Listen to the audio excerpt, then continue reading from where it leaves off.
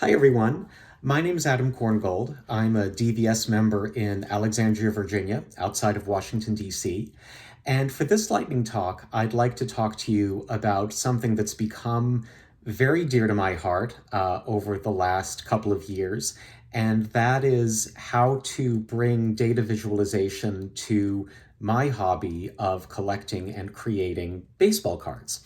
So, for those of you who aren't familiar with the sport of baseball or the card collecting hobby, Major League Baseball is a sport in the US and Canada and globally that has about a 150-year history. So, a lot of statistics and stories.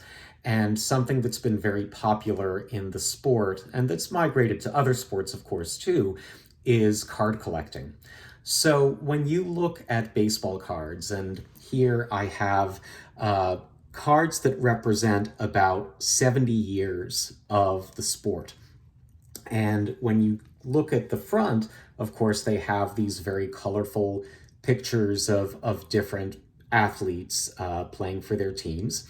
But when you turn to the back, you see something that really hasn't changed very much in about 70 years. So here is a 1957 card where you see a little bit of biographical data, and then at the bottom, you see their statistics for their career in Major League Baseball so far.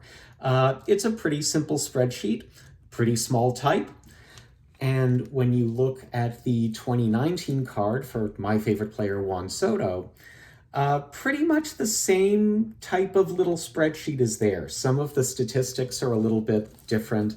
For those of you who are interested in what's called sabermetrics, very elaborate statistics, those are increasingly appearing on the back of cards more. But something that I've been looking at over the last particularly year or so is how can we apply principles of data visualization to the back of that baseball card. Starting at the front of the card, let's first look at Josh Gibson, who was one of the great African American hitters who never played in the major leagues, unfortunately, but his home run totals outstrip nearly everybody else, as those concentric circles will show you. We then have a painting of Gil Hodges and another one of Ted Kluszewski, one of the great players of the 1950s. And finally, we have Juan Soto and Willie Mays. Here's some scatter plots that I made using baseball data to show the performance of different players. So first we have Josh Gibson and the other great home run hitters across baseball history. Then we move on to Ron Gant and how his career compares with other greats during the history of the game. Gant was a great player in the 1990s, and I made a special card for him for a fan of his in Atlanta where he used to play. My favorite here is for Juan Soto, who is my favorite player, and this shows his 2020 season and how his batting performance especially outstripped the field in both the American and the National Leagues.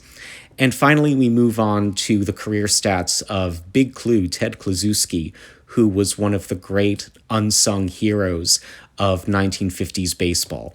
So this is a new way of looking at baseball data. Thanks very much for joining me on this quick walk through data visualization for baseball. This has been a lot of fun.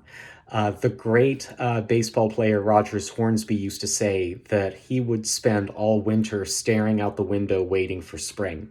So that's kind of where we are right now. We're looking forward to a great spring in many ways.